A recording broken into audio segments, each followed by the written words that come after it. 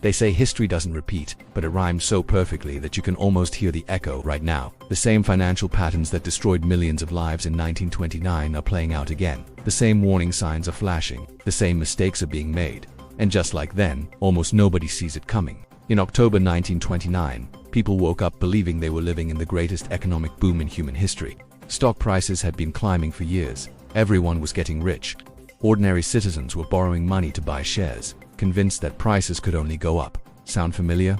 By the end of that month, fortunes had evaporated, banks had collapsed, and the world had plunged into the Great Depression. What looked like permanent prosperity became the longest economic nightmare in modern history. But here's what they don't teach you in school. The crash of 1929 wasn't a sudden accident. It was the inevitable result of specific financial behaviors that had been building for years. Behaviors that are happening again right now, on a scale that makes 1929 look small. And the terrifying part is that most people today are making the exact same assumptions that doomed an entire generation nearly a century ago. Let me show you something that should make your blood run cold. In 1929, the total value of the stock market was about $100 billion. Today it's over $50 trillion. That's not growth. That's a bubble so massive it defies comprehension. We're not just repeating 1929. We're doing it with numbers that would have seemed impossible to anyone alive back then. The parallels are everywhere once you know where to look. In the late 1920s, margin buying exploded. People borrowed money to buy stocks, using those same stocks as collateral. When prices fell, they had to sell, which pushed prices down further, forcing more selling. It was a death spiral disguised as easy money. Today we have something even more dangerous. We have retail investors using apps to trade options they don't understand, buying stocks with borrowed money, and treating the market like a casino where everyone wins.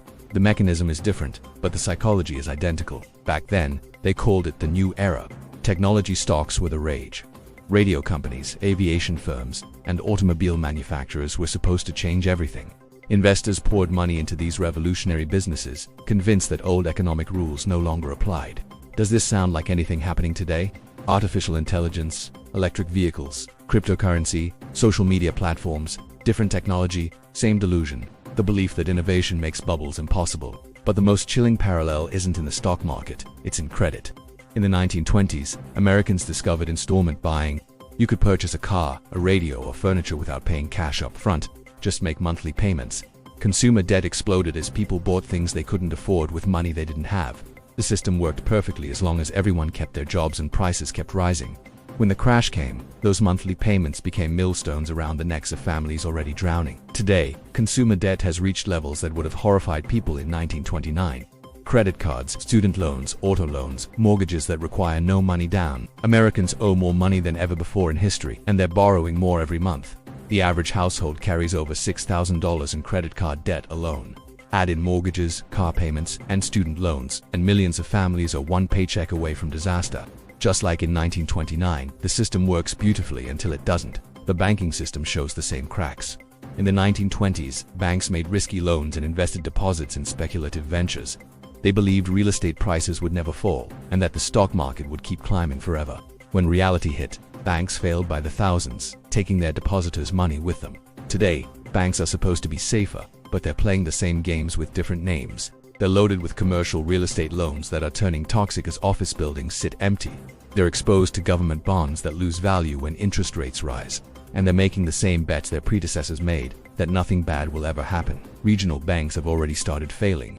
Silicon Valley Bank, Signature Bank, First Republic, each collapse followed the same script from 1929, overconfident lending, risky investments, and a sudden loss of depositor confidence.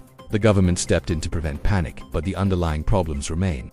Hundreds of smaller banks are sitting on losses they haven't admitted yet, waiting for the next shock to push them over the edge. The most dangerous similarity is in government policy. In the 1920s, the Federal Reserve kept interest rates artificially low to stimulate the economy. Easy money flowed into speculation instead of productive investment. Asset bubbles inflated while real economic activity stagnated. When the Fed finally tried to cool things down by raising rates, the whole system collapsed. Today, we've just lived through the most extreme version of this policy in history. For over a decade, interest rates were held near zero. Trillions of dollars were printed and pumped into financial markets.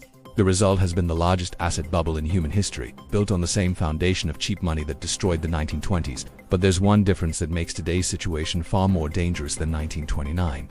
Back then, the United States was a creditor nation. We owned more foreign assets than foreigners owned of ours. Our currency was backed by gold. Our government debt was manageable. When crisis hit, America had resources to draw upon. Today, we're the world's largest debtor. Our currency is backed by nothing but promises. Our government owes more money than our entire economy produces in a year. When this bubble bursts, we won't have the financial strength that helped us recover from the Great Depression. The signs are accelerating. Corporate bankruptcies are rising. Commercial real estate is collapsing. Banks are tightening lending standards. Consumer spending is shifting from discretionary purchases to necessities. Credit card delinquencies are climbing. These are the same warning signals that appeared in the months before October 1929, but almost nobody paid attention then either. People want to believe that modern economics has solved the problems that caused the Great Depression. They point to deposit insurance, unemployment benefits, and central bank intervention as proof that another crash is impossible. But these are band-aids on a system that's fundamentally broken. They might delay the inevitable, but they can't prevent it. And when the crash comes, it will be worse precisely because we've spent decades making the imbalances larger instead of fixing them. The question isn't whether history will repeat. The question is whether you'll be one of the millions who see their savings evaporate, or one of the few who recognize what's coming and prepare for it. The wealthy elite know exactly what's happening. They're not buying stocks at these prices, they're selling. Jeff Bezos has unloaded billions in Amazon shares. Elon Musk has been dumping Tesla stock. Mark Zuckerberg has been steadily reducing his Facebook holdings. These aren't random portfolio adjustments. These are calculated exits by people who understand that when everyone thinks they're getting rich, someone is about to get very poor. Corporate insiders are selling stock at ratios not seen since the peak of the dot-com bubble. For every insider buying shares of their own company, 9 are selling. These are the people who know their businesses best, who have access to information you'll never see. And they're running for the exits while retail investors pile in, convinced they've discovered the secret to easy wealth. Meanwhile, the Federal Reserve has painted itself into the same corner that trapped their predecessors in 1929. They've created a monster they can't control. If they keep interest rates high, they'll crush an economy drowning in debt. If they cut rates, they'll fuel even more speculation and inflation. There's no good choice left, only degrees of disaster. The central bankers who promised they could manage the business cycle have discovered the same truth that their predecessors learned the hard way. You can't print your way to prosperity forever. The psychology driving today's markets is identical to what infected investors in 1929. Ordinary people are convinced that buying stocks is a guaranteed path to riches. Day trading has become a hobby for millions who treat the market like a video game. Social media influencers with no financial education dispense investment advice to followers who mistake confidence for competence. The same euphoria that preceded every great crash is everywhere you look, but the most terrifying parallel is the denial. In 1929, respected economists insisted that stock prices had reached a permanently high plateau. Today, financial experts explain why this time is different. They point to technology, globalization, and modern monetary policy as reasons why the old rules don't apply.